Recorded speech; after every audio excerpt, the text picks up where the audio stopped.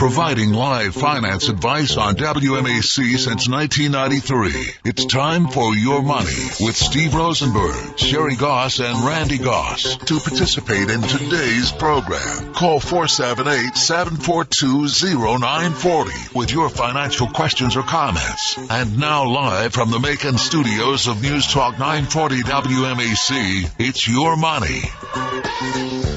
Good morning, Middle Georgia. Randy and Sherri Goss here with Rosenberg Financial Group, and this is Your Money. Good morning. So this is your opportunity to give us a call at 742-0940 with a financial question, a financial comment, or just you want to vent about what you've seen this week. Bring it, because we only have 1 hour, though. Yeah, I got a few things I got to say. But first up, I got to say something positive and amazing. Talk to me. I have been voted Best of the Best Financial Planner for Macon, Georgia. Woo-hoo! For the Telegraph, Best of the Best. Crowd roars. And there were like 12 financial planners on the list that people could vote for. And here's the kicker. I'm not from here. Woo-hoo! And when I came here, I was told, oh, this is old Macon money. They're going to really have a hard time. People aren't going to accept you. Well, so much for that. It's all changing. Da-da-da. Out with the old guard and in with the new old guard. It's called doing a good job. Do a good job, and people notice, and work hard, and it matters. That's always, right. That's always, right. Always work hard, and it matters. So anyways. Congratulations, Sherri. You really do deserve it. I'm really excited about it. He's trying to tell you something. Oh, okay. So Trump and China are supposed to have a trade talk today. I can't wait to hear what comes out of that. I think he's going to want to get this thing over with before he starts running for office next year. He's got to get a win in there with China. The economy grew 3.1% first quarter, despite all the naysayers that want to tell you how bad everything is. Now, weren't they just saying a couple of weeks ago that I think it was the Fed saying that things are slowing down? I hate the Fed.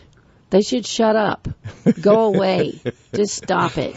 Don't hold back. Say exactly what's on your mind. Let the economy do what the economy does and quit meddling and acting like you're God.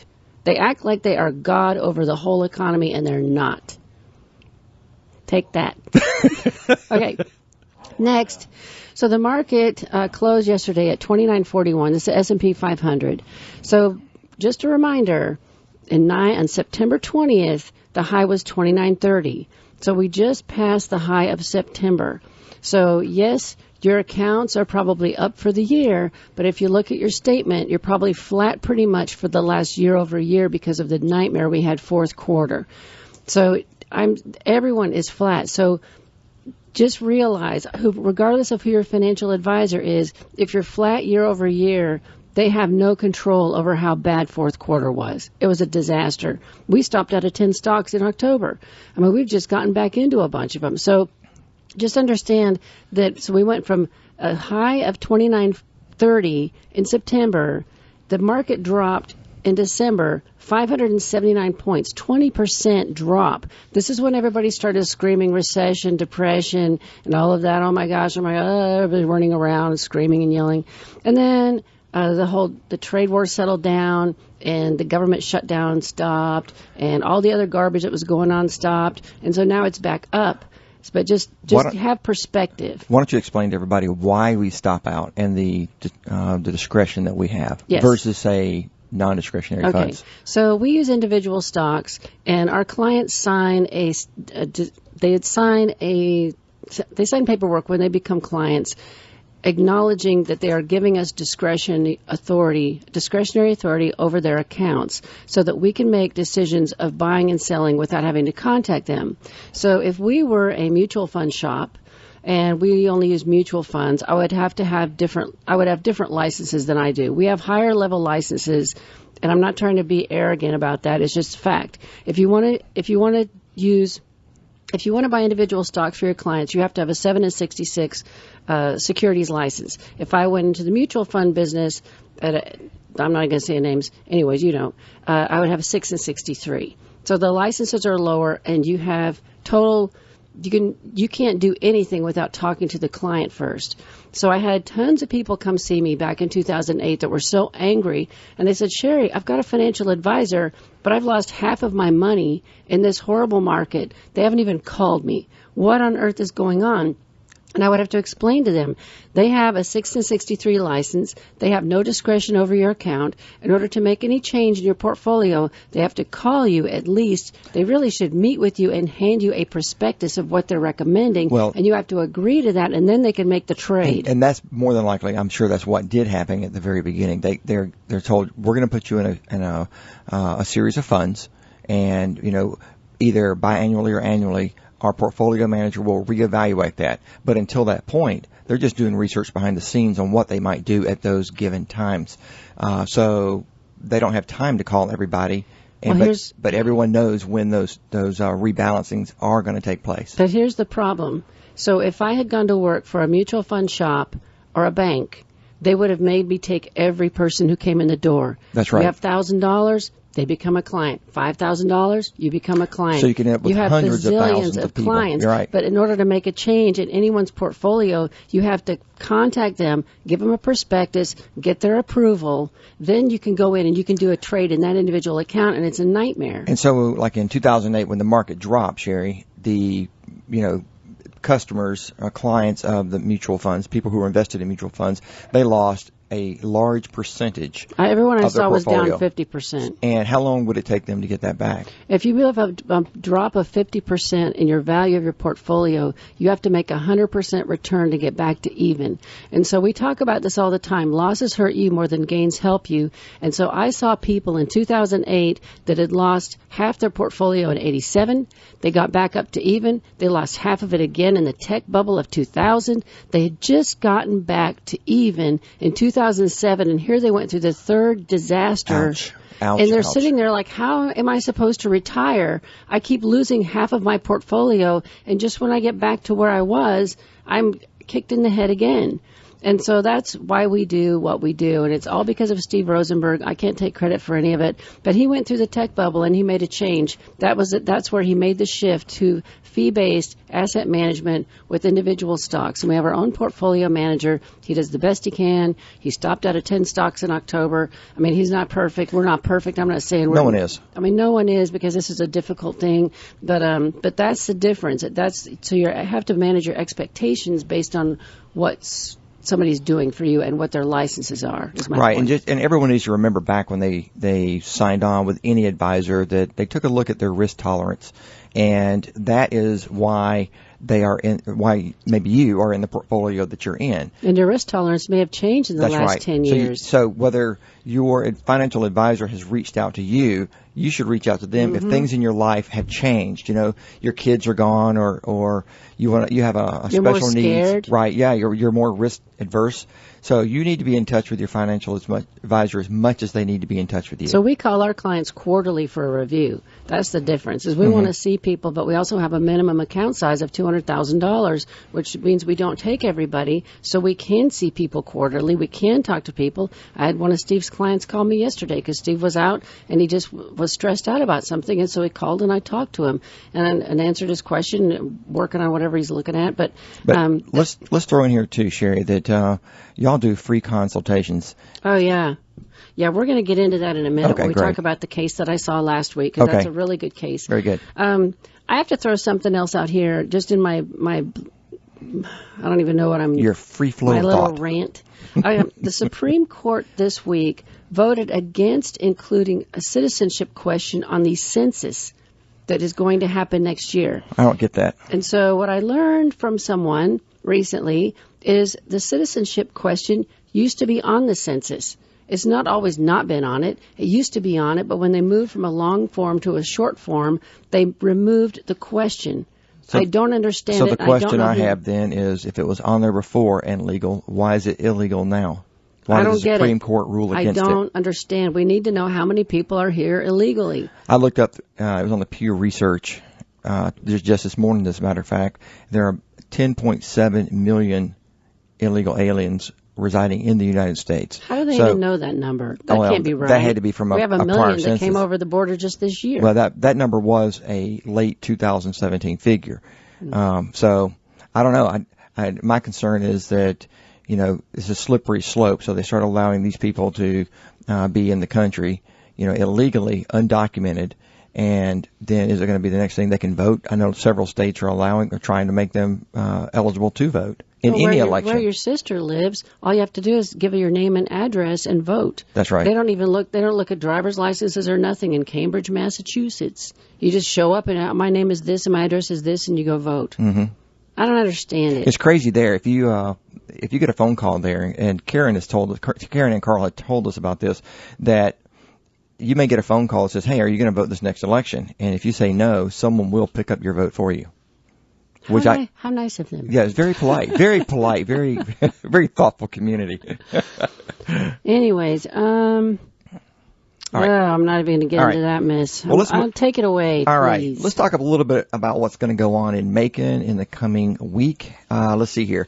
First of all, I tell you to go to Macon365.com. It's a great resource. Subscribe to it, and you'll get the feed. And there you'll find, basically their homepage, and then there's links for music, stage, art, culture, the community, and you just scroll down through all the events that are going to be happening. It gives you the calendar, and you can register right there on that site. It's a very comprehensive site, and we are working on that board of directors. We're working to get all the artisans, regardless of the genre, to be linked in with us, because Macon Art Alliance is the designated art agency for Macon-Bibb County.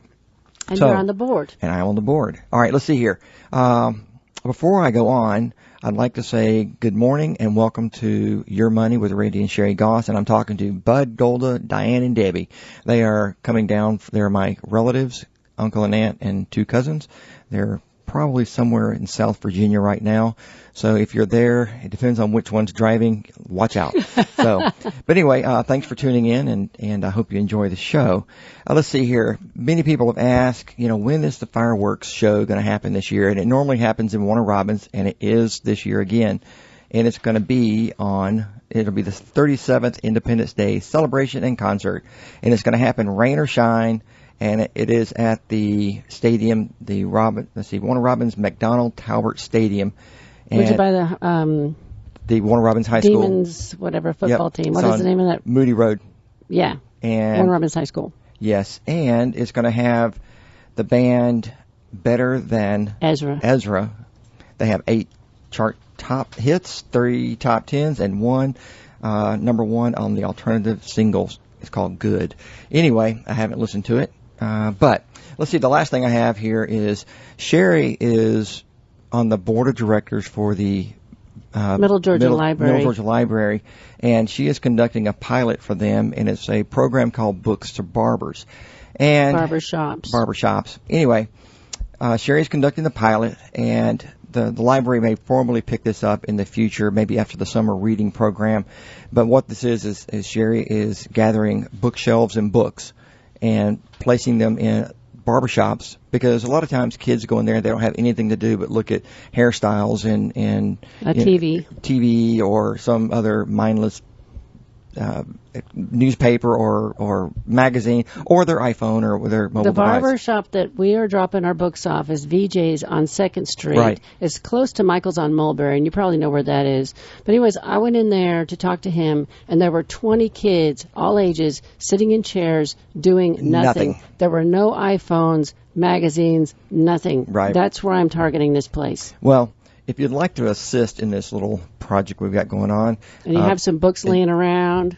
And you got some books laying around. Speak faster. I'm sorry, Sherri. I don't have a free flow of thought like you do, okay? My lips don't move as fast. Anyway, if you'd like to donate some books, we'd love to have them. If you have books that would be appropriate for ages 6 through 16, please drop them by our Warner Robin office, and that's at 2517 Moody Road. And if you have bookshelves 3 to 4 feet wide, 3 to 4 foot tall, in good condition, we'd love to have those too. So just drop them off there and we will store them and then place them. Yay! Pretty exciting. Okay, so the next thing I'm talking about is not so exciting. So you are starting to see the word recession in the headlines. This is nothing new. This started around Thanksgiving. So we went to your mom's for Thanksgiving, and we weren't even in the door when she said, looks like we're headed to another recession. All these home builders are going to go bankrupt. I said, what are you watching? Where are you hearing this? Fox News. Okay, shut it down. Cut it off. Cut it off, because we're not headed toward a recession. But there are little rumblings, again, because of certain things that are happening in the economy. And so I want to explain two of them. And we subscribe to a bunch of newsletters, and this guy is a technical analyst, and so he looks simply at technical numbers in the market, and when they hit a certain point, he calls them out and says, this is a concern. So number one concern, non-financial business debt. Majority of the debt is low-quality, junk-rated companies, and when you have tons of people piling into bad debt that is only going to cost more going forward, and if they don't survive and thrive and pay it off, it could be a problem. Number two, and this is corporate debt, leveraged loans. Number two, housing prices versus inflation. Home prices today are 75% above the 2012 low. So, yeah, that doesn't sound crazy, but if you look at the chart, the prices are off the roof. I mean, over the moon? Charts. I don't know, off the charts. So, and especially in Colorado, our daughter lives out there, and the home prices are so inflated because so many people are moving there and jobs pay well, and so that's what happens when you have a really healthy market. People can ask more. It's hard to buy a house out there. Something decent goes on the block, and it's sold the next day. It's extremely competitive and extremely expensive. So those two things are causing a bit of concern, but in general, I don't see any reason for a recession anytime soon. So let's go to the phones. Good morning. You're on with Randy and Sherri. Good morning. Hello. Is anyone there? There was a fake call. All right, call us back if you are trying to get through to us. 7420940. All righty. So the G20 summit is happening right now. So here are the few things that should come out of it. The whole Trump, Xi Jinping thing, policymakers, I'm not going to talk about that. Climate change, I could scream. They want us to join the Paris Agreement. Again. Which was going to cost us $2 billion. And we already have our own EPA. We already have regulations here. We have goals for clean air, water, all of these things. But China's not part of it. China's dumping all their trash in the ocean. China's having horrible pollution. China is a disaster, but they're not even addressed in this. They want us to come to the table like we're the problem. And just like we're the world's police, we need to stop doing that too. Yeah, I'm sick of it. Let me see. Iran and oil, that's going to be a deal because of the rhetoric coming out of there. And then ocean trash is a whole separate issue. So Abe, the head of Japan, wants to make progress in reducing the glut of plastic waste in the oceans. Well, talk to your neighbor. They're dumping it all. How are you going to fix that? Well, I have to remember too. We're shipping a lot of. They quit taking it. Well, they have quit taking it, but a lot of that is ending up in the oceans. But I met a gentleman this last week at the SBDC. Place where I was a panel speaker, but this gentleman there is working in the plastics industry, and they're coming up with ways, and he's a local guy here, coming up with ways to better dispose of plastics. Maybe that degradable? Something. That's what we need. I need to get in touch with him. Because there are plastic bags that you can buy at the store, because I have some, that are biodegradable. Mm-hmm. So why isn't it all biodegradable? What is wrong here? I mean, I don't know. I don't know that they're changing anything in the chemical composition. I think they're just rolling those suckers a lot thinner because they are. I mean, I can't hardly put a can of soup in there without breaking one anymore.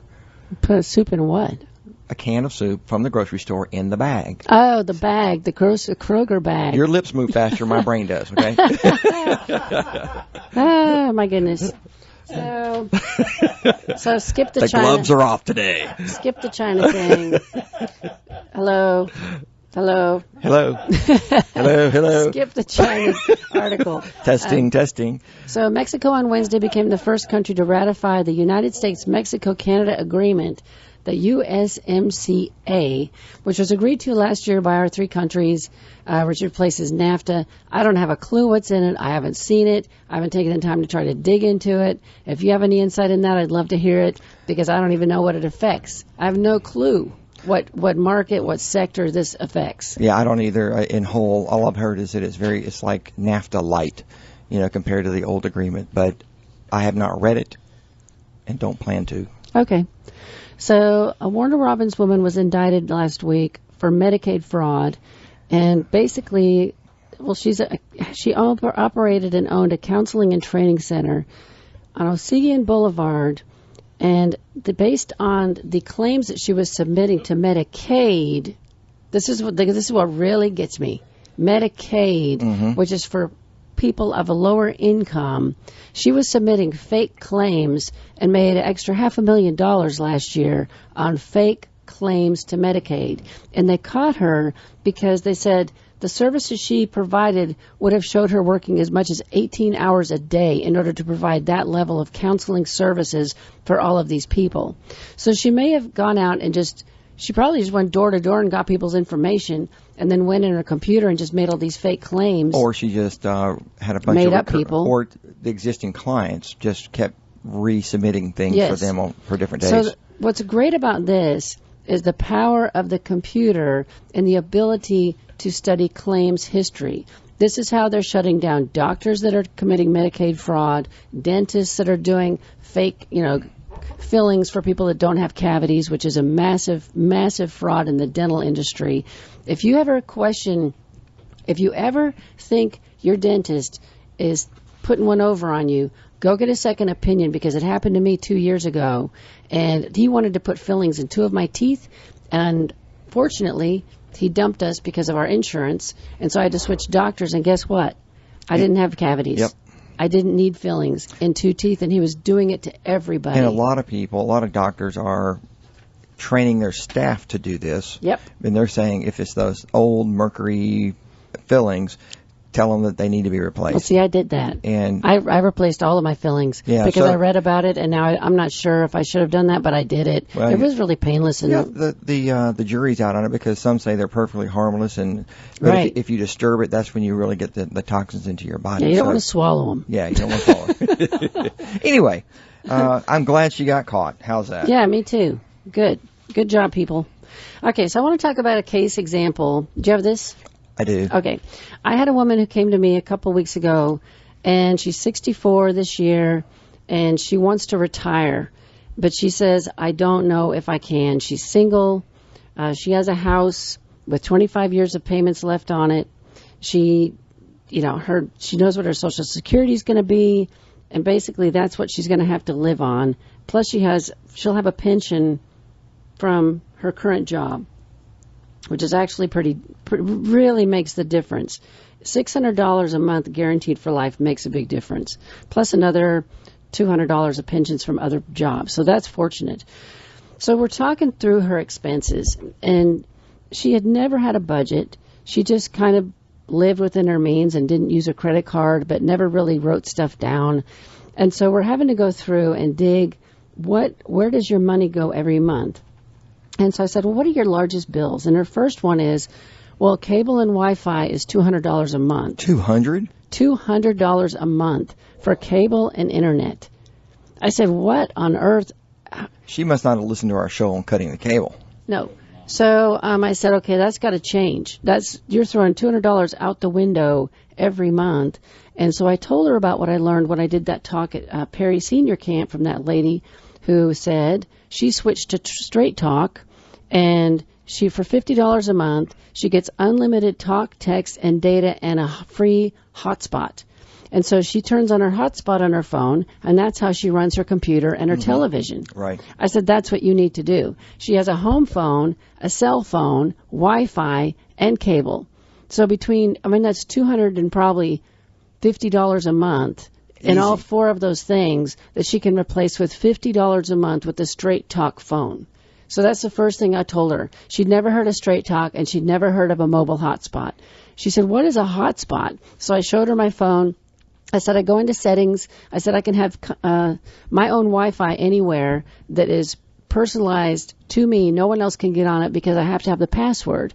And so I turned it on and I showed her. I said, it tells me what it's going to be called when I see the Wi-Fi on my phone or on my computer. And here's the password I have to put in order for it to work. So nobody can hack into that. It is personal to me. You know, what's interesting is she has all this technology at her house she's paying big money for, but she's not taken the time to look up what it would take to reduce her cable bill. Right. Well, her son came over and set her up on Roku. So she already has Roku capability on her TV, but she just likes being able to turn on cable and watch whatever she wants. It's the habit thing. It is easier. It is easier. Until you get used to it, then it's just normal. Yeah. So that was the first one, and she was all in on that because she can get rid of 4 bills and have 1 bill and have, not the same thing, but okay, you know. So the next one blew my mind. So she says, I'm diabetic, I have high blood pressure, she was overweight, and this was a killer. She said, I eat fast food every day because I'm too stressed out to cook. And I live alone and I can't cook. Yeah, that's not the first time I've heard that either. So I don't go to the grocery store because I live alone. Okay, stop it already. Stop. That is no longer an excuse. You can go to the store and you can buy individually packed chicken breasts and put some in the freezer. You can stick them in the oven. And I tell you, if you really want to make your life easy, Google search sheet pan dinner. It is the most amazing movement, started last year, and it tells you, okay, put your asparagus in the pan and put it in the oven at this temperature for this many minutes, and then after 15 minutes, add your piece of salmon to the top, and in 30 minutes, you have a dinner that's you made, you know exactly what you're eating, you know what's in it, and it's healthy and it's clean. Well, heck, if you don't like to cook, you can pick up a rotisserie chicken, the Healthy Choice chickens. It lasts you a week. Go to the vegetable section, grab some vegetables that you don't have to cook. Bag salad. Get whatever. Something. Red peppers and slice them up. It's way cheaper than fast food. Way. And it's way less fat. So she's got to work on that because I said, you've got to change your diet. You've got to get healthier. You've got to stop eating fast food. You have no idea what you're consuming when you go to the fast food drive-thru every day. It's trash. It's trash, and it's fried in trash oil, which is going to make you sick. And it's bad in every direction. Maybe you can even come off some of these medications. Mm-hmm. So that was my second lecture that hopefully she was not overwhelmed by that. So I try to be, I talk to people much nicer than I'm talking right now. I'm much more sensitive and, don't want to offend anybody. And so I'm just throwing it out there right now because I'm serious. I mean it, people. Stop fast food, drive-through eating. Bad juju. All right, number 3. This one blew my mind. That means you, CT. Stop it. Stop going to McDonald's. Stop it. I don't care how nice Chick-fil-A is. It's fried in the same vat of grease all day long. It's degraded. You have no idea what that is doing to your body, eating stuff fried in that vat of grease. Once in a while, fine, but not every day. Right. Twice a day. Every meal. 3 times a day. Okay. All right. Moving on. So she says, I'm on a lot of really expensive medications because I have a lot of health problems because it's all these things that she's got going wrong with her in every direction. I said, well, where do you go get your drugs? And she goes, well, I really like Rite Aid, but they closed.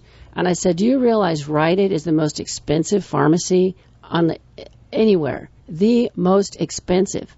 And she looked at me kind of crazy like, what are you talking about? And I said, have you ever heard of GoodRx? No.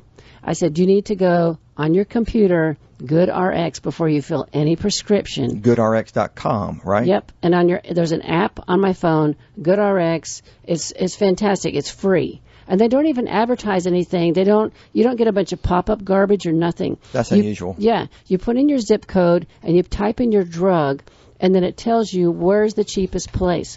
So the first drug, I said, what's your most expensive drug? And she told me. And it's a statin for cholesterol, which hopefully she can reverse some of that without stopping going to the fast food restaurants. So, what? I got it. Oh. Just keep going. Okay. So she gave me the name of the drug, and at Rite Aid, they were charging her $149 a month for this drug. Guess where she could get it for $14.95? Kroger. Kroger has a new pharmacy benefit club that you can join. So I told her, I said, for $35 a year, you can join the prescription club at Kroger. And what people are telling me is they're paying less than their copay for their drugs. Wow. And so $14.95 versus $149 for one pill. So if they were not a member of the Kroger Club, would they pay a higher price? Yes. Okay. Yeah. Do So you know if what you're percentage? No. So if you're an individual, it costs $35 a year to join. But here's the real deal.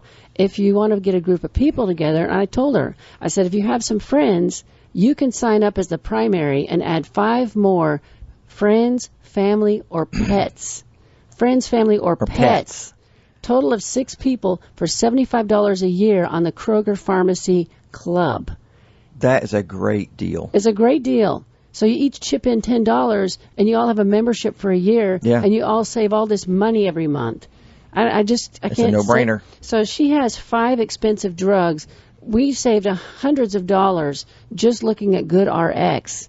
I mean, we saved $200 off the Wi-Fi and the cable, hundreds of dollars off her drugs. If she quit going through the drive-thru, she could possibly get off of some of this stuff. I mean, the whole thing was just was amazing. And if you got one thing out of today's show, this is your financial tip for the day. Good RX. Yeah. Get it. Always look at it every single time. So our cat needed a sinus medication last year. Which is a lot of fun to administer. Oh gosh, it's like giving an eye drop to an alligator. Yeah. So anyway, so I go on Good RX, and Walmart had the cheapest price. It was $9, and at Walgreens it was going to be $25. I mean, I saved that much money in one trip.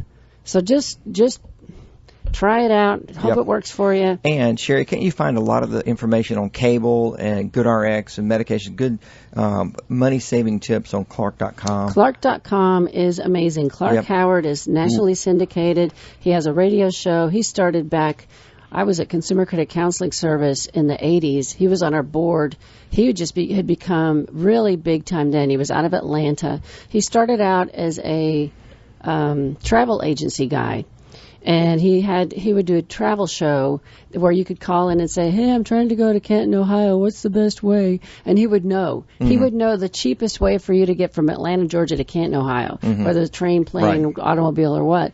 And then he morphed into this consumer advocate, and he has YouTube videos now. He has a huge staff that does the research behind the scenes, and he is on it, and he's good. Sherri, before we go on, I got one more thing. Oh, no, I have one more thing about this lady. I forgot. Okay, stay tuned, everybody. So I have one more note down here. So the last thing I talked to her about was her house. So she has a house payment. She has 25 years left. She hardly put anything down, so she just got rid of PMI. Mm-hmm. So her payment just dropped because of that, and she was happy about that. I don't know what kind of loan deal she got into or what was going on, but anywho. And I said, you need to look at the Dave Ramsey Mortgage Payoff Calculator. It is the best mortgage payoff calculator out there. Don't even bother with Bankrate.com. I don't know what's wrong with those people. Their calculators are ridiculous and stupid anymore. They've changed them up a little bit. They don't work right. You can't get what I want out of that website. Dave Ramsey has the absolute best mortgage payoff calculator, and he's also nationally syndicated, and he's all about paying off debt. In fact, our daughter and son-in-law are watching his YouTube videos about debt repayment, and they're following his advice, and they're doing a great job. Anyways, so I put in her, what's your mortgage total? How many years was it for? 30 years. What is your interest rate? What is your monthly payment? And then I said, and she goes, I've often wondered what would happen if I paid an extra $100 a month toward it. I said, well, let's look at it. So I stuck in extra $100 a month payment to the principal, and guess how many years that takes off her mortgage, which is a bad question to ask you because you wouldn't know it. I'm going to say 7.5 years. 7 years and 4 months. Dang. It would remove of payments. She was shocked out of her mind She's like, really? I said, you just have to make sure that $100 a month goes toward the principal, no interest. Has to go toward the principal. So talk to your bank and make sure that's how they're going to do it if you send in extra, because you don't want it. I knew the answer to that because I've done that in the past, and I've also looked at it where you can split your monthly payment into two, and so you pay one on the 15th, one on the 30th, and then if you pay Which means you have 26 payments instead of 24 or 12 or whatever. And then you can make an extra payment every quarter. I mean, I've looked at it all different ways, and the interest that you save is staggering. So if you are wanting to get debt-free and you have the capability to do this, you can save yourself a ton of money over the life of your loan. But the credit cards have to go first. Yes. That's the highest interest rate. Well, actually, back up. Finance company debt, bad car loans, high interest debt goes first, then the credit cards. Student loans and the IRS are evil. They're horrible because the payments are so low, you never get out of debt if you only make those minimum payments. So that's got to go too. So you have to prioritize. Yep. And if you need help with any of that, you need to call Green Path. Green Path is now nationwide nonprofit financial counseling, absolutely free, in person or by phone. If you know somebody that's struggling with credit card debt, they need to talk to Green Path and see if they can help them out and give them some advice. That's what they specialize in. Okay. All right. I'm done with that now. Let's give our PSA here. You're listening to Your Money with Randy and Sherri Goss. We're with Rosenberg Financial Group. We are fee-based financial planners. And if you'd like to come in for a complimentary consultation, we will sit down and talk with you about your path towards retirement and take a look at your concerns, your risk, whatever. And if you want to become a client, then we can talk about that. Other than that, it's just a complimentary consultation, and you can walk out. We'll shake hands and hope, maybe we'll see you again. Maybe we won't. But we are located in Warner Robins, Georgia, and we have office in Macon, which Sherri and Steve go to once a week. Our number is 478-922-8100. Check out our website at retirerelax.com. And there's tons of free reports on there, and some of these radio shows we actually convert to a podcast, and you can stick them in there in your phone and listen to us at your convenience. Anyway, back to you, Sherri. All right. I want to talk about prescription drugs. So Channel 13 did a special last week about diabetes medications and the fact that 30 million people in America are living with diabetes, and they take insulin. And then from 2002 to 2013, insulin has a 300% price increase. What on earth is going on here? So they interviewed Dr. Jones of the Jones Center, and he said, some people can go to the Macon Volunteer Clinic because they offer free health care and medical assistance, including insulin for working adults who don't have insurance, but you have to qualify. And he also added that insulin manufacturers like Novo Nordisk, Sanofi, and Eli Lilly offer programs to ease the burden of people that have a low income. But then you have to reapply every year. And then he suggested going to GoodRx and comparing. So that's where I went next. I went to GoodRx. Here's the kicker. He says Walmart sells an older version of insulin for $25. The problem is nobody prescribes it anymore because they prescribe the new drug. Is it as effective? It works at a different speed. The newer ones are more effective and they work faster. So this was an older version that's slower. Equally effective, just not as slower. Quick. Okay. So this made me go down a rabbit hole of so I looked up the types of insulin used to treat diabetes, and I got a printout from, I can't remember what website, anyways, of all of the major types of insulin. You have rapid acting, short acting, intermediate acting, premix, long acting. In almost every case, the prices were fixed across the board. Sam's Club had a couple of them that you'd save $150 a month. Walgreens had one case where you'd save about $50 a month on a vial. But in most cases, it was fixed pricing across the board, which tells me people have no choices and no alternatives. Well, now, that sounds like price fixing, but it may not be. It may be, I've heard this in business classes in the past, one company is selling a product for X, and, you can sell it for cheaper, but you're giving money away. So if at least you match their price, then you're equal across the boards, and that's just where the client wants to go. So the American Diabetes Association actually did a study into this because it's such a disaster for people. And they said a consistent observation made to the working group was the lack of transparency throughout the insulin supply chain. In the vast majority of cases, discounts and rebates negotiated between pharmacy benefit management companies and manufacturers and between pharmacy benefit managers and pharmacies, which affect the cost of insulin for people with diabetes, are confidential. So they couldn't really see how the prices were created, but there's a bunch of stuff going on in the background that shouldn't be. Some of this stuff should be generic, and there's nothing generic option out there. Well, and how long has insulin been around? Forever. Forever, and that normally patents run off, but this is one of the things I looked up on T1I International, and actually it's T1 International, and they're like the three companies that you mentioned, they're the ones who have patents on insulin, and they keep changing it, having delays and lawsuits to keep the patent alive. So they'll change the just so they can keep charging a very more. small amount, repatent it, and it's really the same stuff. This is what everybody's doing. Right. Everyone is doing this so that you can't compete with the generic to keep their patents alive, and so you have to keep paying all these expensive drugs that make no sense. It said, this working group says, so how rebates and discounts are distributed is also unclear. To lower patient costs for insulin, the rebates would need to be passed through to the individuals with diabetes at the point of sale, which I'm going to get to in a second. One last thing I'm going to say about this. This report is way too long. The health plans the working group interviewed reported that plans and pharmacy benefit management companies have an incentive to select medications for their formularies that offer a higher rebate. It was also suggested to the working group that the need to offer higher rebates in order to achieve preferential formulary positioning for the pharmacy benefit managers creates an incentive for manufacturers to raise the list price. In addition, wholesalers are paid for their distribution services as a percentage of the list price of the medications they handle, even though their handling costs may not differ from one product to another. Thus, there are incentives throughout the insulin supply chain for high list prices. It's the system that's creating this. It's not that it's better and healthier and going to solve a problem. It's just the supply chain and how this works. So I had heard... And so I had to look this up because I remember Trump saying he wanted to change this. And this is back from February of 2019.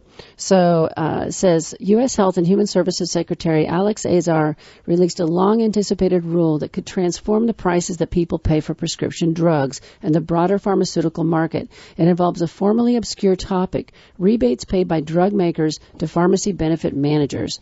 It says, PBMs have proven extremely effective at incentivizing the use of generic drugs over costly branded drugs. In America, nearly 90% of all prescriptions written today are for inexpensive generic drugs, in large part thanks to the sophisticated formulary techniques that the PBMs introduced. But then they get into how corrupt this thing has gotten, and it's all spun in the wrong direction. While healthier individuals can benefit from lower premiums that PBMs negotiate, sicker patients with costly drugs end up paying higher out-of-pocket costs, and it goes on and on and on. But anyways, they're saying the end of PBM rebates in Medicare Part D should lead to higher utilization of low-cost generics and biosimilar drugs, and that's what Trump is trying to do, is trying to get this through. So this isn't going to affect your personal insurance program, but it's supposed to start making a shift in Medicare, is what Trump did. And this is very good because Medicare D, the drug plan, what got me really riled up when I was looking into this years ago, is under Bush, W. Bush, he made it illegal in Part D, which was enacted under him. He made it illegal for Medicare to negotiate drug prices. It is in the wording of Medicare. Wow. Part D, and Sherri, which is stupid. And we have a phone call. Okay, great. Good morning. You're on the radio with Randy and Sherri. Take it away. Good morning, y'all. Good morning. Good morning. I wanted to call in with a specific couple of questions regarding Roth IRAs. Okay. The first one is there a limit to how much you can start a Roth with if you are of a certain age? I am 61 as of a few months ago. Congratulations. That's the first one. So there's a limit to how much you can contribute, period, and it's $6,500 if you're over 50, I think, right? Okay, now that's annually, right? Annually, and that's all you can contribute. Plus, you also you have to have earned income of at least that amount to even contribute at all. Okay. And now, if you make too much money, you can't contribute anyways. Right. If you are starting a Roth IRA, you don't have one, you're starting it, and you have a large amount of money and you want to start a Roth with it, is that allowed? Yeah, you just open an account. You can go online and open an account at Vanguard or Fidelity. Okay, I'm going to put $100,000 in this Roth IRA. I'm opening the account. No, there's a limit. You can only put $6,500 if you're over 50. Okay. That's all you can put in, period. The annual limit applies even if you're starting the Roth. Yes, every year there's a limit, and if you make too much money, you can't contribute at all. And I think married filing joint, it's $185,000 or something like that. I'd have to look it up. But if you once you make too much money, you can't even contribute.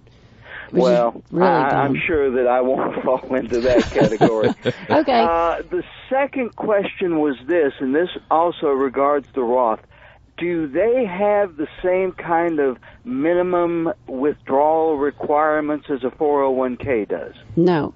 So a Roth is funded with after-tax money, so you would literally write a check or do an online contribution from your bank account, and so it's after-tax money, and it grows tax-deferred your whole lifetime, and you never have to take minimum required distributions.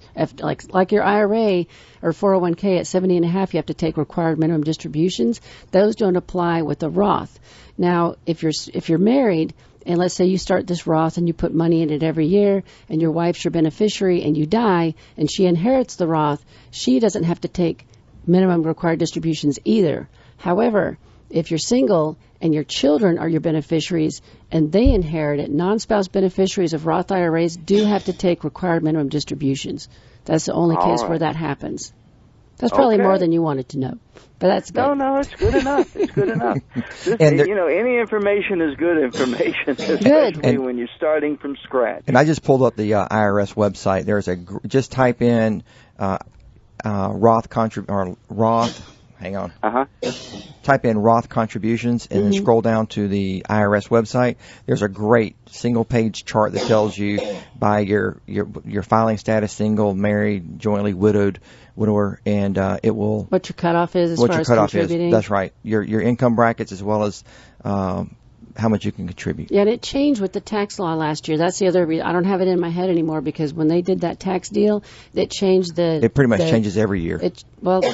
Are you okay over there? CC's coughing up a lung. But it changed. I think it made it so you could make more money and still contribute. But I literally have had clients go back to work just so they could contribute because they have to take a distribution out of their IRA, but they wanted to be able to make a contribution to the Roth. So they would go get a part-time job and make $6,500 just so they could take part of their RMD and stick it in a Roth. Okay. Well, all right. Good. Thanks so much. Y'all Thanks have for calling. a good weekend. You too. You have a great radio voice, by the way. I have a natural radio voice. Yeah, he does. All right. So I'm probably done with that last topic. Okay. Where do you want to go next? I wasn't going to talk about this, but I have to talk about it.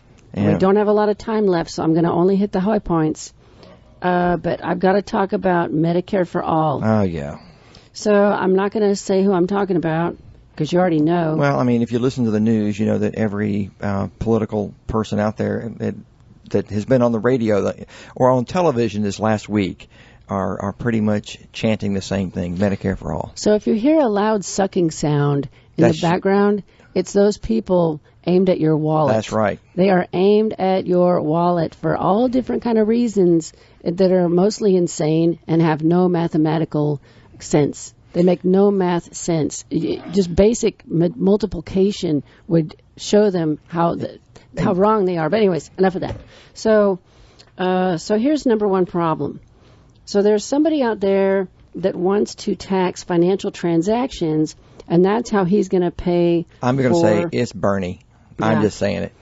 So he wants to give Medicare for all No. This is a free. He's going to pay off everybody's student loans. He's going to pay off all the student loans, and the money is going to come from financial transactions. So you wonder, well, who does that affect?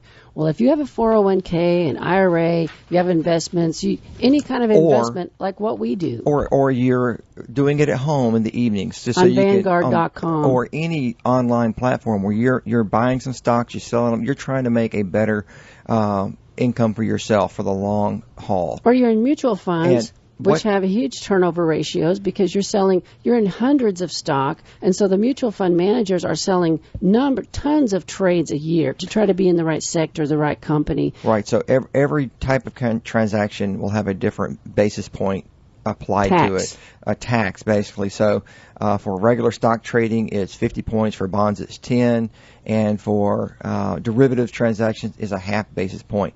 And he's estimating that will generate $2.4 trillion worth sucked right out of your wallet. Where is that? Out of your account. Ultimately, that's right. It's going to come out of your account. But what if he specifies that it can't come out of your account? It has to come out of the broker. They'll pass it along as extra fees. That's right. They'll pass it along. Pay it. That's right. So ultimately, it will end up back in the economy for the general public to pay for. So since 52% of U.S. households have a retirement account, according to the Federal Reserve, more than double the 22% of households with student debt, Sanders' plans could end up taxing half the country to forgive debt held by less than a quarter of Americans. Bam. Yeah. The International Monetary Fund study in 2011 suggested that the transaction taxes initially targeted the financial industry, but eventually firms did pass those costs on to the customers. Yeah, I figured that's what it was. And but the neat thing about this is once people realize these extra taxes are going to go to their back pocket, and the same thing goes for Medicare for all, people are totally turning against it.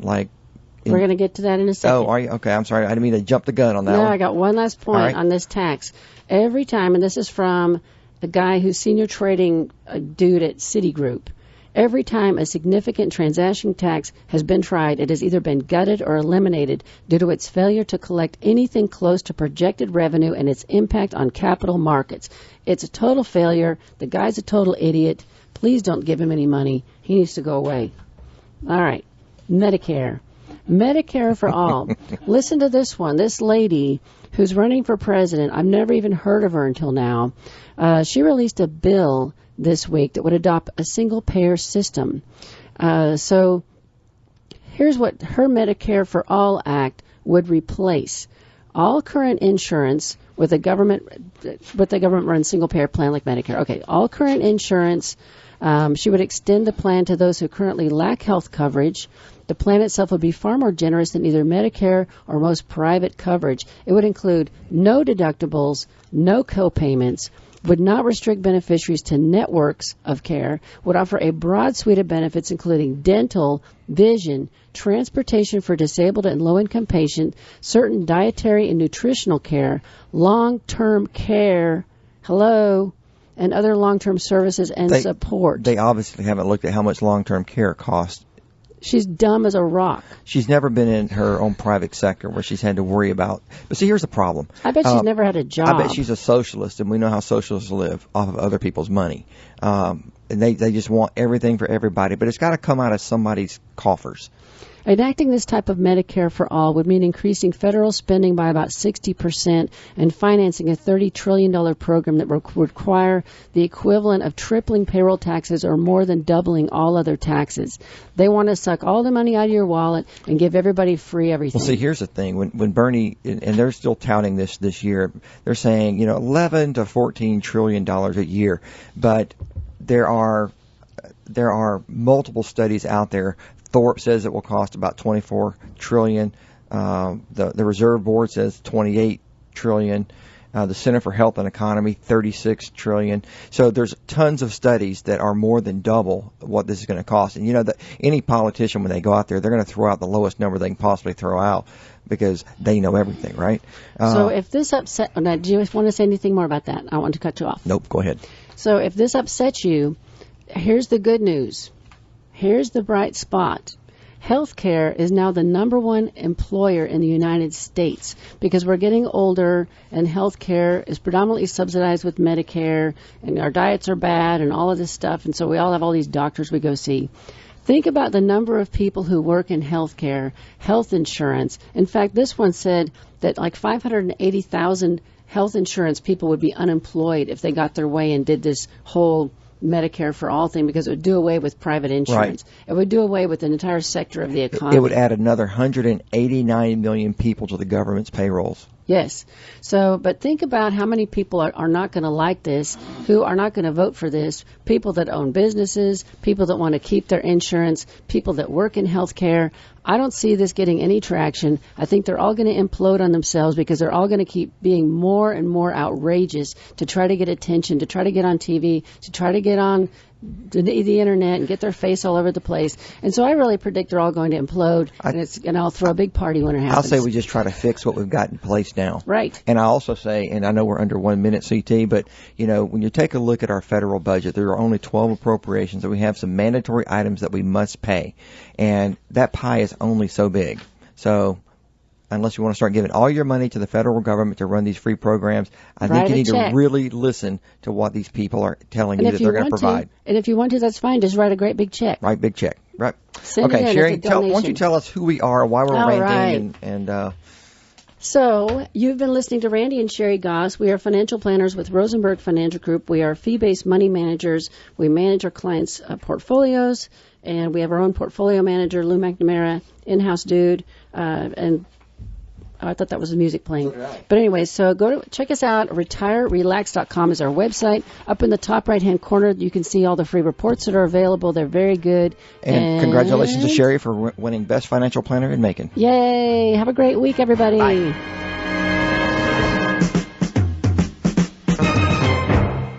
The views expressed on this show should not be construed directly or indirectly as an offer to buy or sell any securities or services mentioned herein. Investing is subject to risk, including loss of principal invested. Past performance is not a guarantee of future results. No strategy can assure a profit nor protect against loss. Please note that individual situations can vary. Therefore, the information should only be relied upon when coordinated with individual professional advice. Securities are offered through Royal Alliance Associates Incorporated, member FINRA and SIPC. Advisory services are offered through Rosenberg Financial Group, a registered investor advisor not affiliated with Royal Alliance Associates Incorporated. Offices are located at 2517 Moody Road, Warner Robins, and 4875 Riverside Drive, Suite 201 in Macon. Phone numbers are 92100 and 741-4457.